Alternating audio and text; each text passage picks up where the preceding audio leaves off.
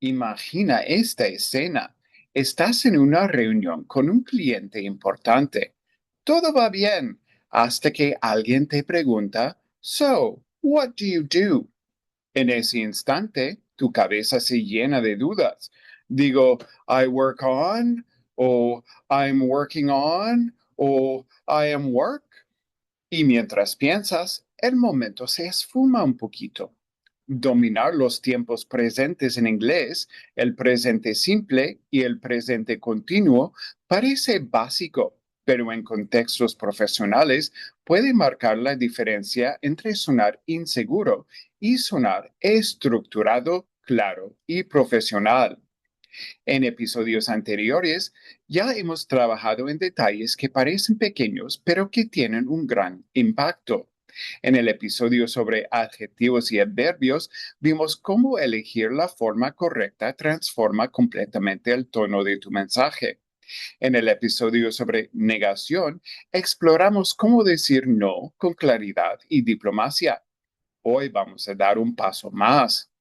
Vamos a centrarnos en cómo usar estratégicamente los tiempos presentes en contextos profesionales para aportar estructura, claridad y dinamismo a tu inglés.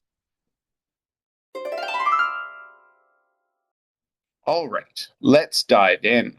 In English, the present simple and the present continuous are two of the most powerful tools you have for communicating structure and clarity. They may seem simple, but how and when you use them changes how you sound. Let's break it down.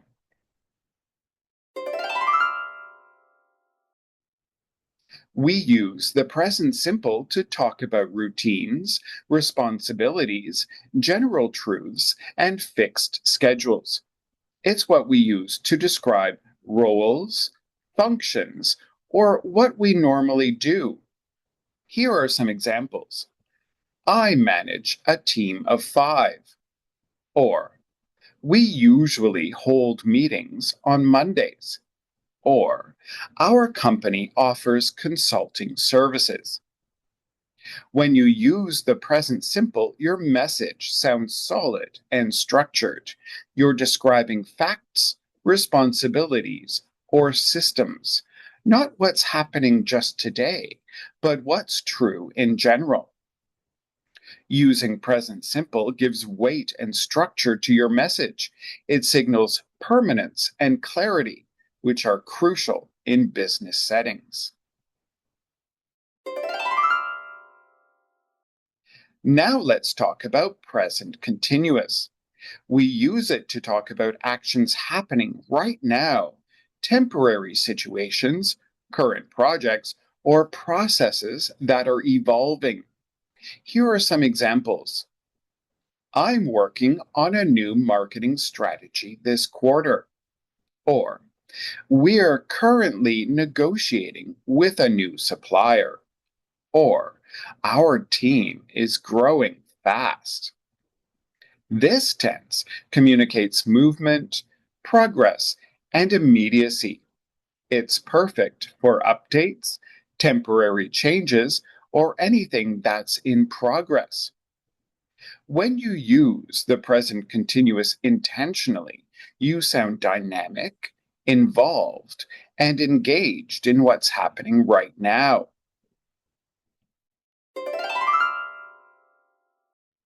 Native speakers naturally alternate between these two tenses to build clear, precise messages.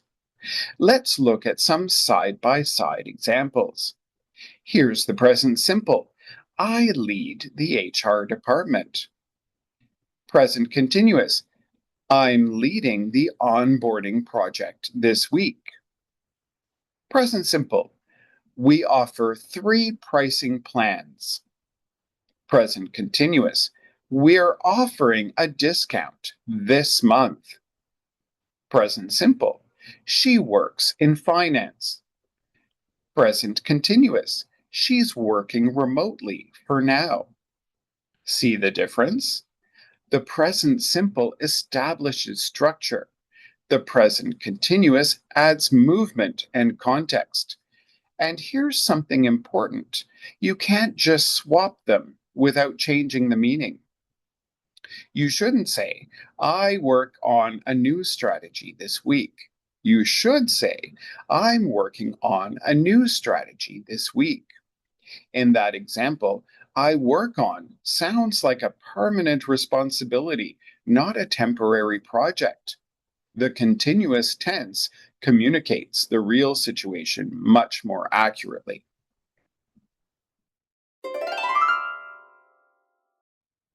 Let's quickly address some very common mistakes Spanish speakers make. You might hear, I am work on, but the correct is, I'm working on. You might hear, I working on, but the correct would be, I'm working on. You might hear, I am manage. The correct way is, I manage. Another typical error is overusing just one tense. Some learners use present simple for everything, making their speech sound static. Others overuse continuous and end up sounding unnatural when talking about permanent facts. The goal is balance and intention, choosing the tense that fits the message you want to communicate. Let's put this into practice. I'll give you two versions of a sentence. Choose the one that sounds more natural and professional for the context, A or B. Then I'll give you the correct answer and explain why. Number 1, A. I work on a new proposal this week. B. I'm working on a new proposal this week. The correct answer is B, because this refers to a temporary project happening now, not a permanent responsibility, so the present continuous fits best. Number 2, A. She's leading the finance team. B.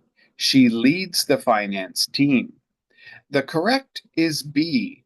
Leading the finance team is her ongoing role, not a temporary action, so the present simple is the natural choice, unless she's leading the finance team temporarily. Number 3, A. We offer training sessions every quarter. B. We are offering training sessions every quarter. The correct answer is A. Offering training sessions every quarter is a regular, repeated activity, so we use present simple to show structure and routine. Number 4, A. I'm managing the marketing team permanently. B. I manage the marketing team permanently. The correct answer here is B. Permanently indicates an ongoing responsibility, not something temporary. So present simple is the right tense. Once you master switching between these tenses intentionally, your English stops sounding like a flat list of sentences and starts sounding structured, clear, and professional. Exactly what business communication demands.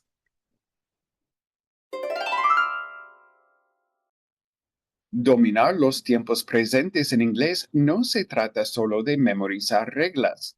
Se trata de elegir conscientemente la estructura que mejor refleja tu mensaje.